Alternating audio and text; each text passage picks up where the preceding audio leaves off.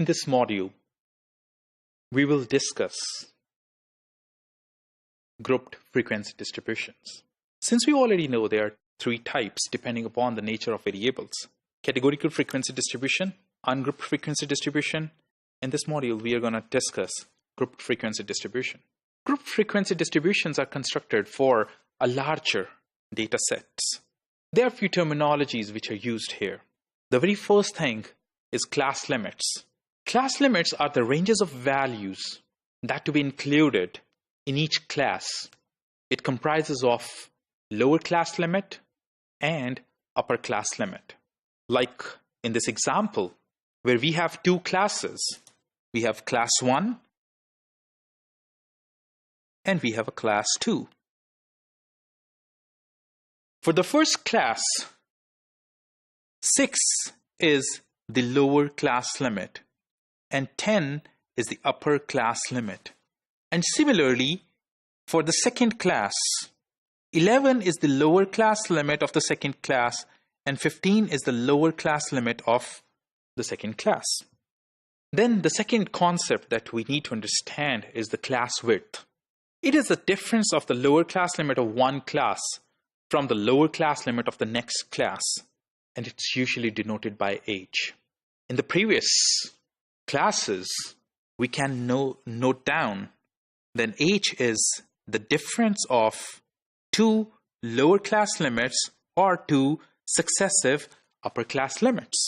In this case, we can take that 15 minus 10 will be the class width for these two classes. Let's take this data where Gold et al. Studied the effectiveness on smoking cessation of different methods. For illustration, they proposed the ages of 189 subjects, which are given in this table.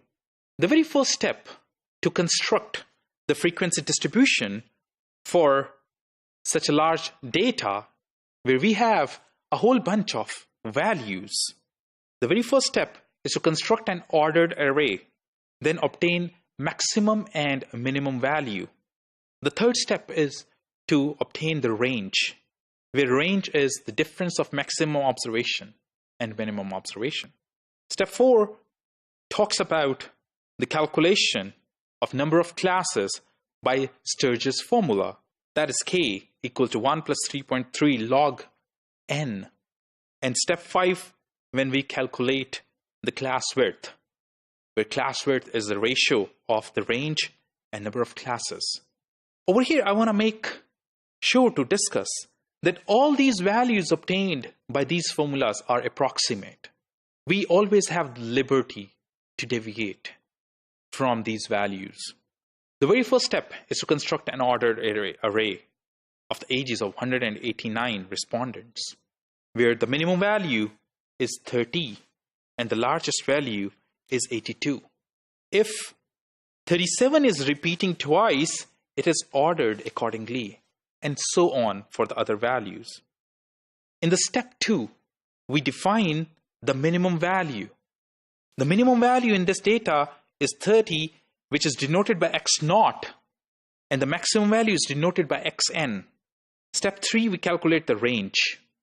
Range is the difference of maximum minus minimum, which is 52 in this case. Number of classes is denoted by k, which turn out to 8.54, and approximately we can think of the k to be 9. And that's why in step 5, to calculate the class width, we use 9 as the k.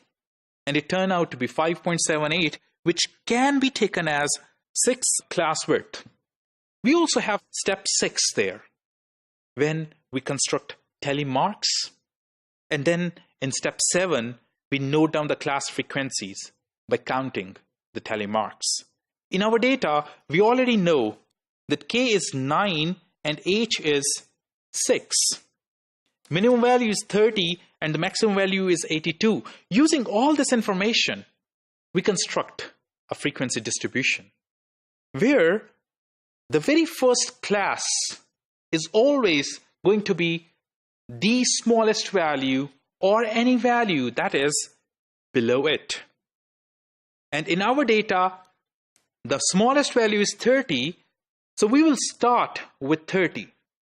Since I already said this h and k are all approximate values, we have the liberty to change these values. So in this data, I want to take the height of the class interval, that is h, as 10 for my convenience. So the very first step that we do is we add 10 to 30 and it turned out to be 40. To construct the upper class limit of the first class, we will go one step behind 40. The value that's behind 40, one step behind 40, is 39.